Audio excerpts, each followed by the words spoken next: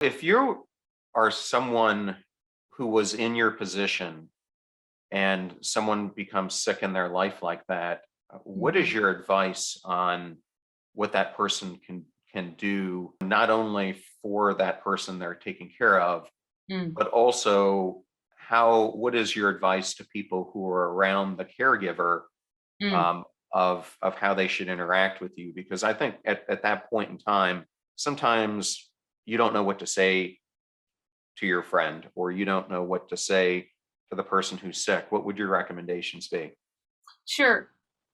Well, this is essentially what I talk about in my TED Talk. So the first thing I'd say is go watch the talk because it'll really help, and then send it to everybody around you.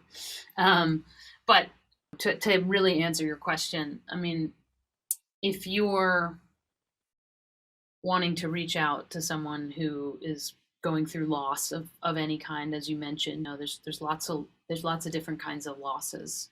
It's not just death or a life limiting illness. It's, losing a job. It's losing a marriage to divorce or to something else. It's losing, there's friendships. It's a lot. There's a lot there. So I think the first thing is to just, what seems to happen to most people is is that they want to reach out.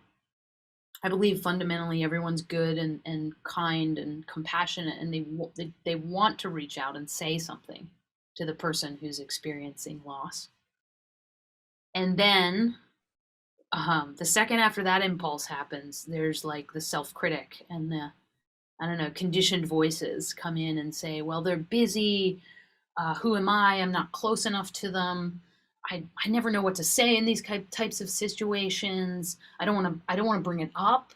All of these kinds of thoughts start happening right after that initial compassionate impulse. And my message is, don't listen to those. Go with the initial impulse. And it doesn't have to be perfect, and it doesn't have to be pretty.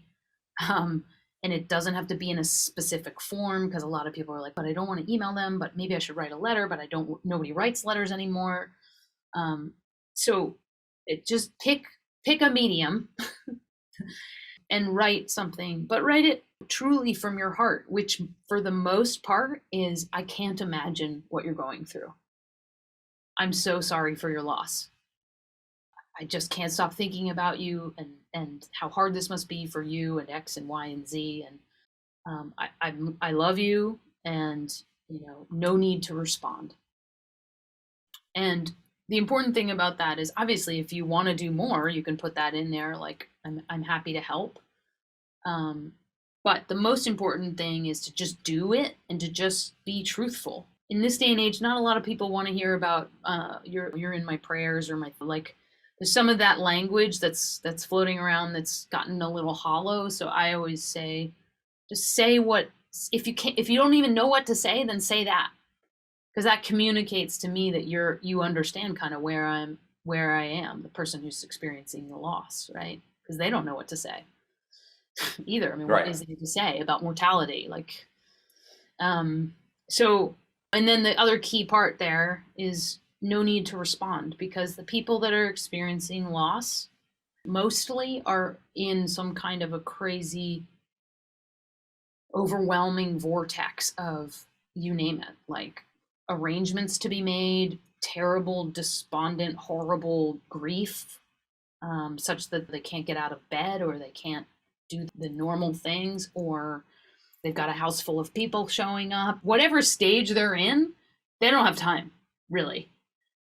And you giving them the gift of saying, no need to respond, is like, I mean, first of all, it is just a gift. Like, it's like such a ninja move, because it's not about you. It's not about them getting back to you. It's about you telling them that you love them, and that's it. Period. The end.